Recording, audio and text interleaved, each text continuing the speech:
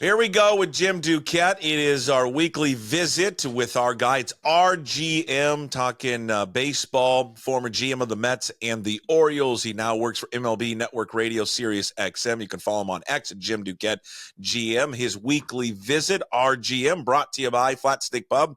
Whether it's a date night, guys night, ladies night, large group event, they've got you covered at Flat Stick.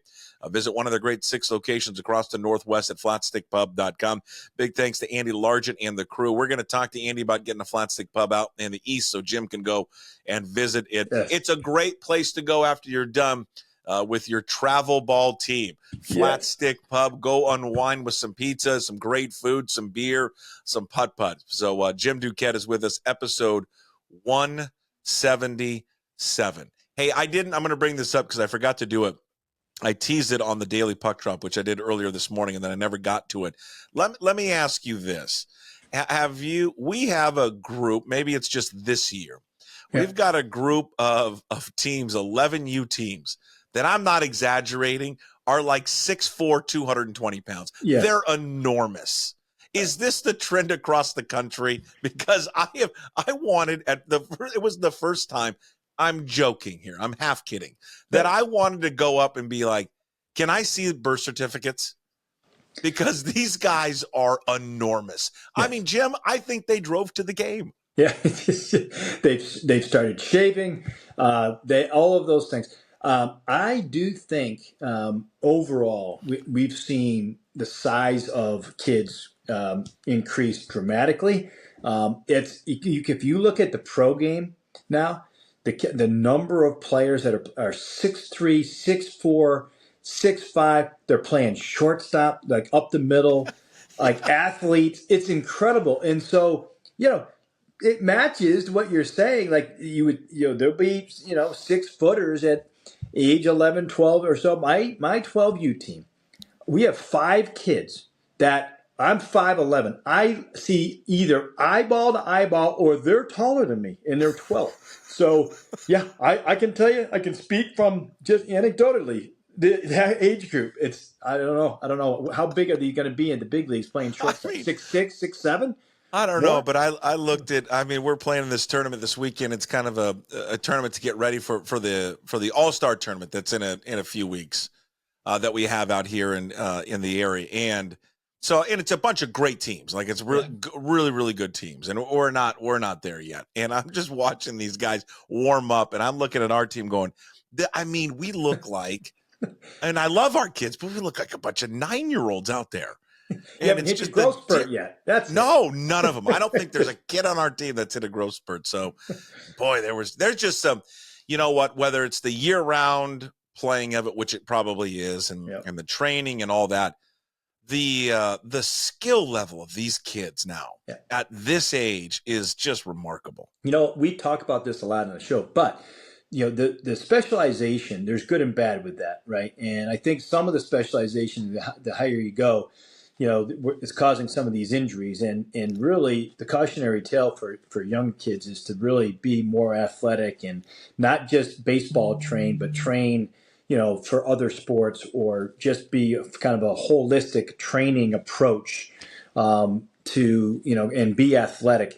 And, that to me is going to give you the best chances of staying healthy. And I think you're seeing that around the sport, is that athleticism, how much it plays, in the minor leagues and the major leagues, even though we're competing with other sports, far more sports than we did 25 years ago, right? Lacrosse wasn't nearly as big. Soccer wasn't nearly as big.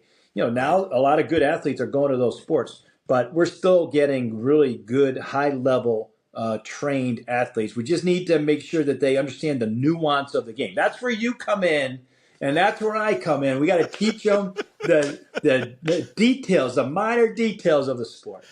Well, we could use a Jim Duquette maybe 24-hour lesson on how to properly hit a cutoff. That is a challenge. Hitting the cutoff, cutoffs and relays, pop-up priorities, bunt defenses, even pickoffs, which, you told me you don't steal, right? You don't steal bases. Well, we don't.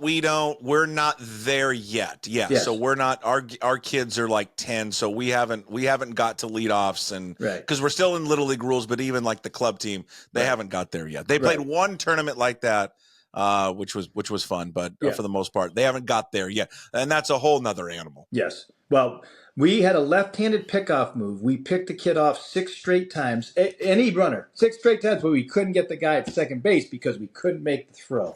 So it's like, be careful what you wish for. It is fun, but I mean, it's also frustrating.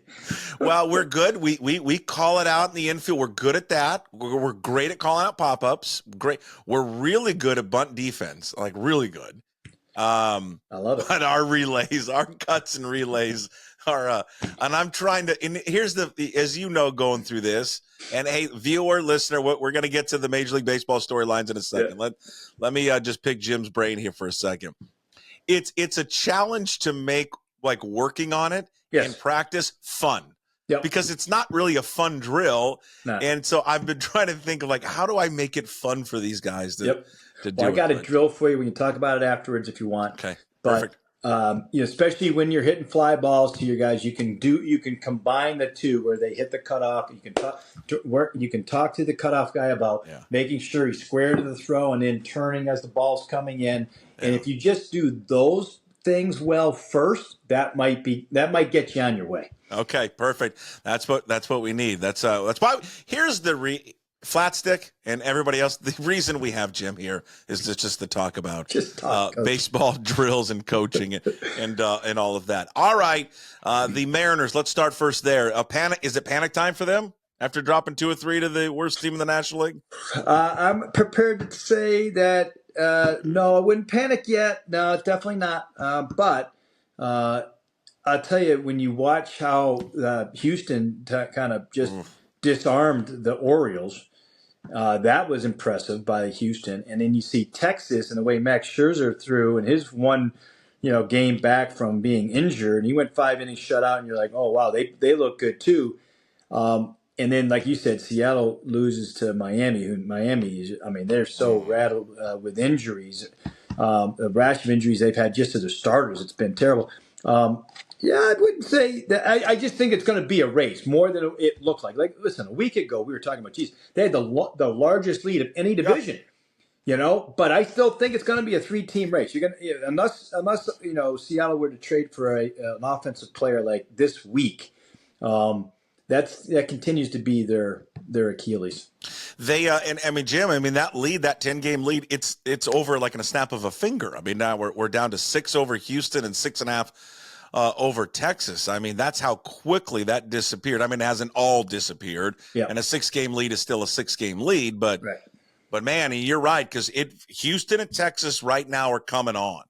With Scherzer coming back and touch more on what Houston did this weekend against Baltimore. They look great against the Orioles. They look great. They've won 5 in a row. They've averaged about 7.5 runs per game. So the offense is just started to take off, and they're doing it without Kyle Tucker. So that's the other thing. I like Framber Valdez, who I don't know how anybody hits the guy, but I know he's had some bad starts, but he just shoved against the Orioles hitters. So did Blanco. Now, Houston still has the injuries to their pitching, but their bullpen looks like they're starting to finally come together. And so, when they're in that ballpark, they've had a hard time scoring runs. The last 2 years we've talked about, there's something about the batter's eye. The hitters complain about it all the time, but it didn't look like they had any problems this particular weekend in this stretch of 5 wins. So.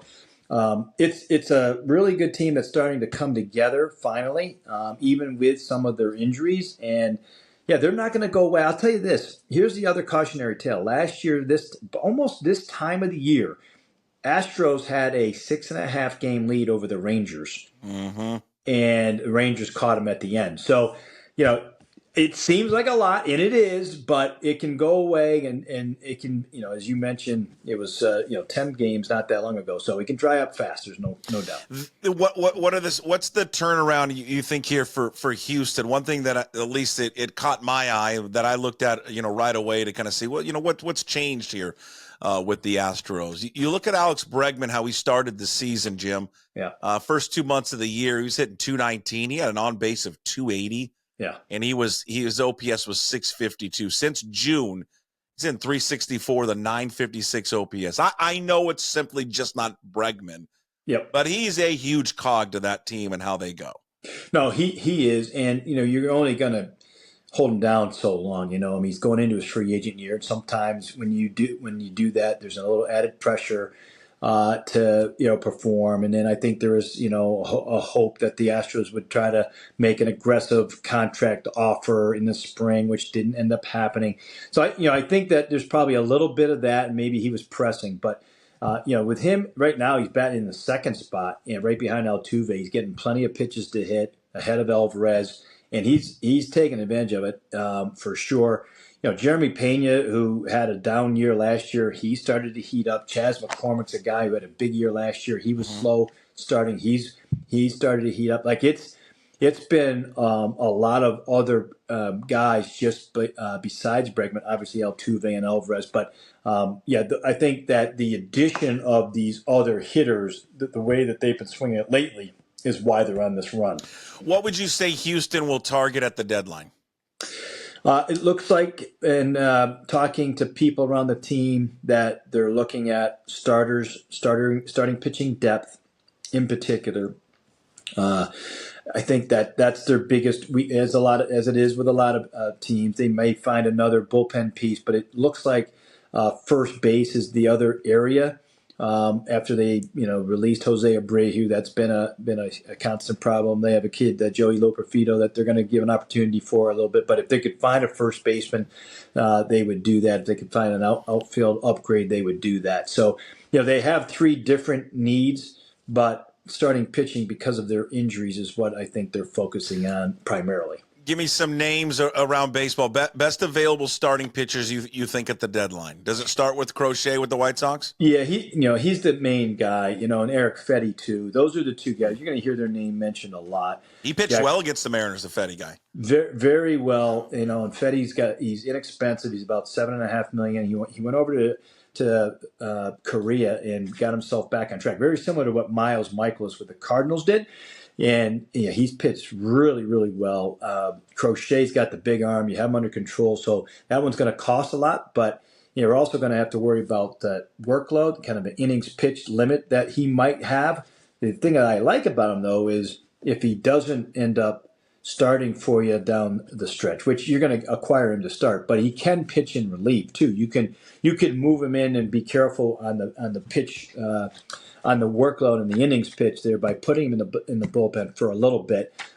Jack Flaherty's another guy. He was available last year. The Orioles traded for him. It didn't go well. He's pitching really well. Go check his numbers out in Detroit. I think he's a guy that's going to be available.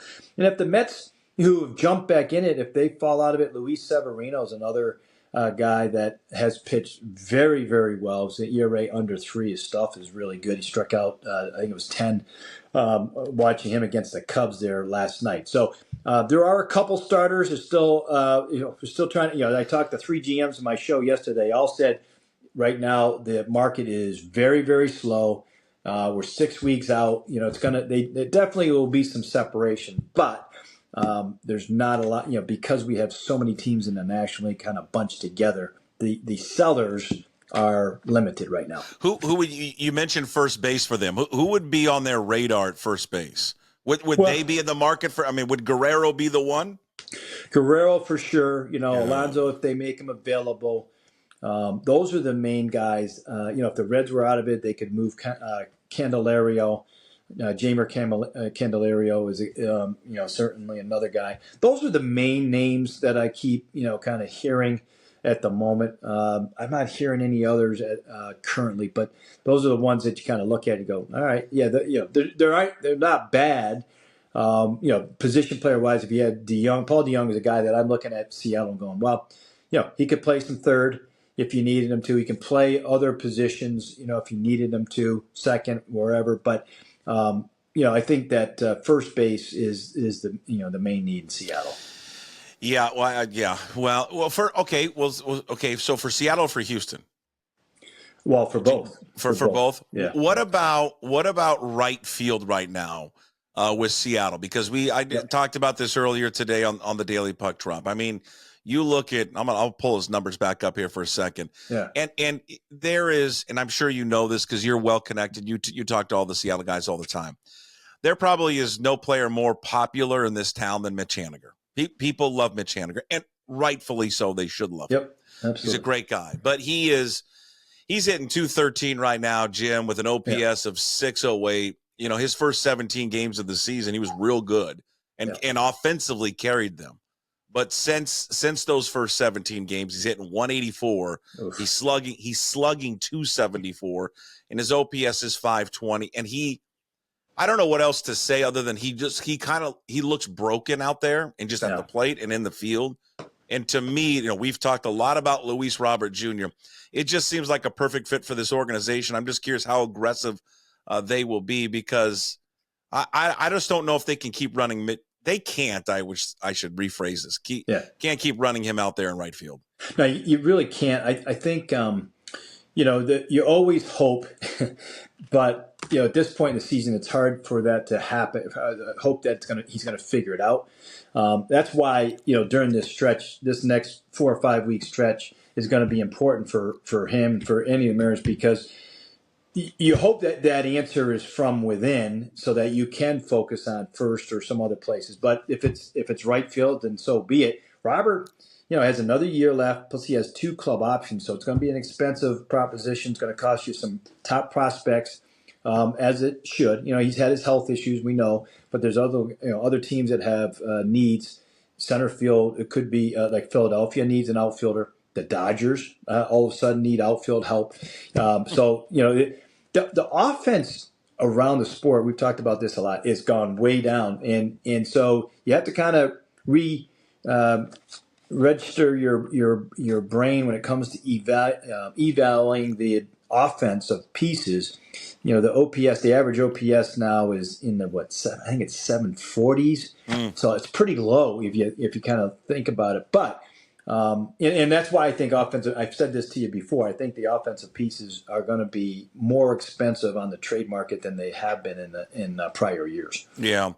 Okay, if Robert Jr.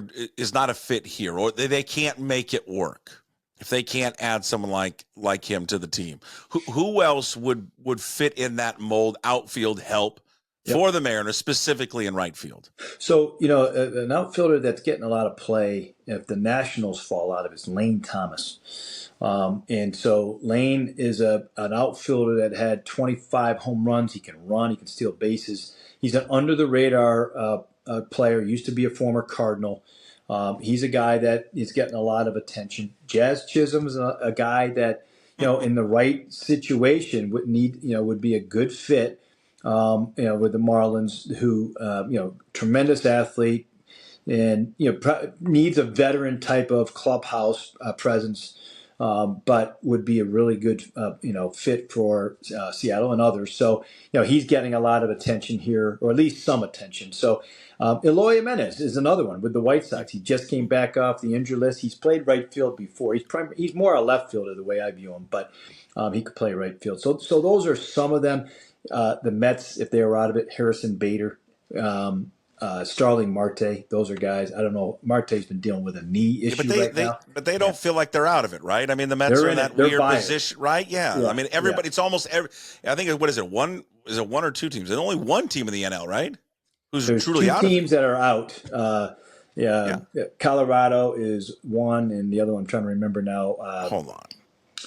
Let me pull it up for you, because Miami. Colorado, there you go. Miami. Those are the two that are out of it. You know, so other than that, everybody else is in. And the Mets are like a game and a half back of both the third and second wild card. It's crazy. So it's nuts. It's gonna be a wild run when you think about it. Like, Giants are 3 games out, D-backs are a game out, Reds are 2.5, Cubs are 2, Pirates are a game and a half out.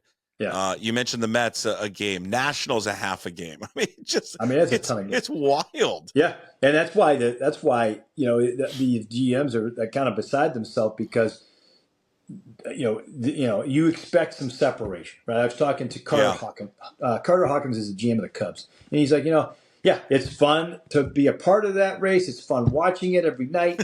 But eventually, we expect separation. They're hoping there's separation because the Cubs need offense too while we're at it. But you know what? But it's of all the things that Bud Sewell gets criticized for, the adding of the wild card was the best thing he could have done. Agreed. And they the wild card, and then they had the third wild card. Manfred did that. Yeah. Now we're 2 years into it. But and again, it's one of those things where wouldn't you rather, if you're a fan of any particular team, go and watch your team every single day, saying that they have a chance to get to the postseason. I mean, and once you get to the postseason, we've seen the bar and how low it's been, where you can go on these long runs. So I think that aspect of it, having as many as 20 or 22 teams or even 24 teams be in the mix for the postseason into July is really good for the sport. I'm sure you're a football fan. It's what makes the NFL, I think, so massively popular, right? I mean, it's fantasy football and it's gambling. But the one thing the NFL did with the salary cap is parity, to try and make everyone, for the most part, that you don't have to be bad for a long time. 1 year and you can kind of turn it around the next year. And I think it's good for the sport. I think it's for all sports, right, Jim? Yeah, I mean, as many teams that can be in it and fan bases can be in it, because then it puts the onus and responsibility on the ownership. Correct. When you're in this, to go out and win. They owners and general managers affect the outcome of the team more today in the last couple of years than they ever have. It's gone is the day of, you know what, we're going to not do anything. We've got a guy coming up from our minor league system that's going to help the team. Today's players, they don't buy it, number one. And number two, they call you out on it, which I appreciate. Like, they expect, if they're battling every single day up to the trade deadline and they're within it, a certain range, 3-4 games out, they're expecting the front office and ownership to step up and do something. They don't want to hear about prospects. They don't want to hear about saving money. None of that. And I think that's overall, it's good for the health of the sport. There was a photo the other day, and we like to read into everything way too much. At least I do. Yes. Of Jerry Dipoto was sitting at a ball game with Scott Boras. They were in Modesto watching the Modesto Nuts, which is the single A team there for the Mariners. What do you think they possibly could be discussing? My fingers were crossed. They were talking about an extension for Cal Raleigh. Well, there's a couple of different possibilities. That certainly is one of them. I don't know if they have any other players that Scott represents. There's also the draft that's coming up now.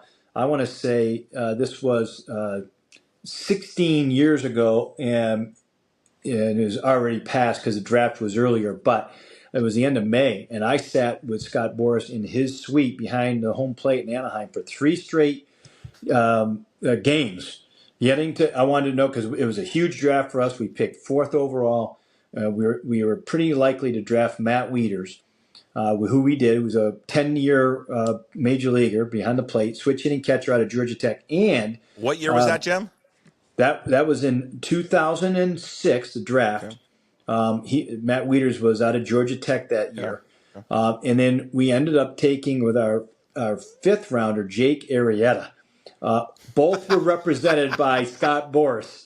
And so it was very, I would say, advantageous to sit with him for those 3 days, because we drafted 2 of his players. And by the way, we didn't have a 2nd-round pick or a 3rd-round pick. So, we had 2 of our top 3 picks that year were Scott Boras represented clients. And we signed them both, and they were both very good big leaguers. Yeah. So maybe that's what Jerry was doing. Maybe he's talking to him about the draft. Or just trying to get money for Cal Raleigh, because it'd be nice. Yeah. What do you think what would be the ballpark of a deal for Cal Raleigh, in your opinion? I think you have to look at the top of the chain of catchers. You look at Will Smith just signed a deal recently with the Dodgers. Off the top of my head, I don't have it in front of me. Remember JT Realmuto also with the Phillies. Now that one's a little bit older, but I think the Will Smith signing is more than likely the comp. And I have to look at years of service to kind of compare the two. I think Smith might be a year behind Raleigh in years of service, but that to me would be the comparable. That Will Smith might be a better hitter. Cal's the better power hitter. And defensively, Will Smith's really good, and Cal's good too. But I think that you got the numbers in front of you. Yeah, Will Smith is he signed it at 28. It was a 10-year, $140 million deal. 140. How many years was it again? 10 years. 10 years.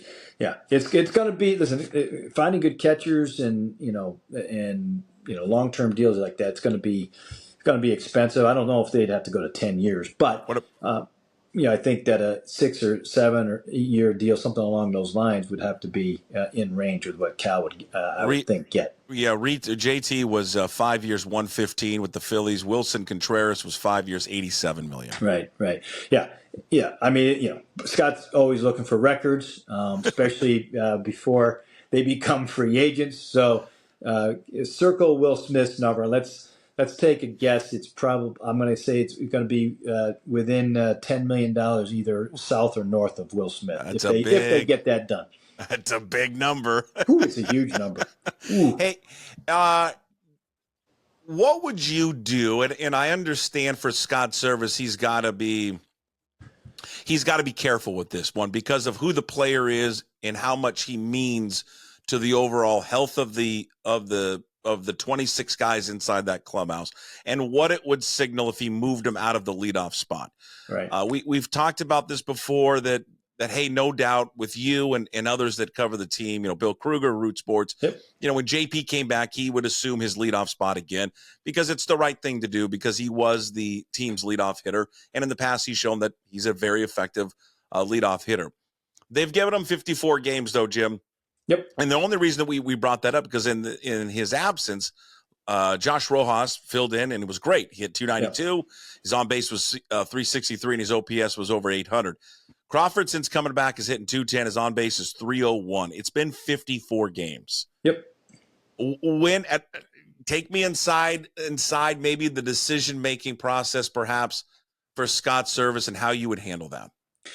So, it's not as easy as people think, just move the player. I mean, guys are accustomed to the positions where they hit in the lineup. It's also a respect thing. And you also want to give Crawford, enough time to kind of settle into that position. Because before he got injured, it looked like he was starting to take off. That was certainly my view. I asked Scott Service that, and he felt the same way. So now you move Rojas into that, like you said. Now you've got a guy that can hit in the leadoff spot.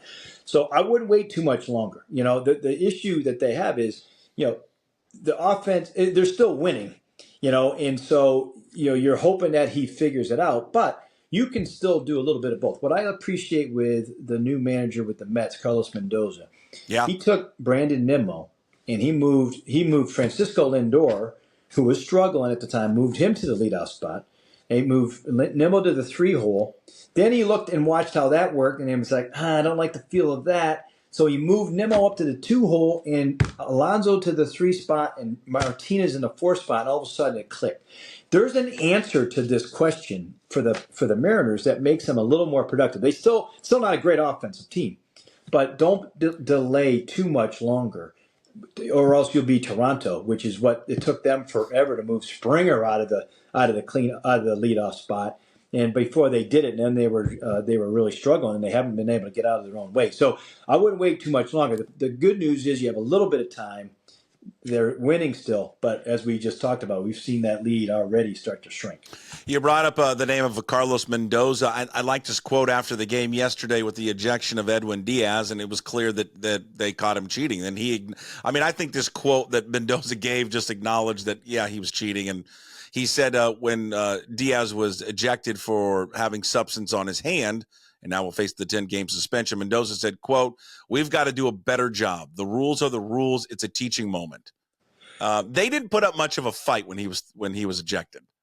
No, Diaz was a little defiant, though, which I thought was a little odd. Like he said, "Well, I'm not going to do anything different. It was nothing. He didn't, it was all in my hand. They didn't find anything on my glove." That's not the point. The point is you left the bullpen with too much tack on your hands, and You saw, I don't know if you saw the broadcast. You could see it. It Yes. had accumulated and it was caked on his hand. Yeah. So the bullpen coach, I don't put the blame on them. I put it on Diaz.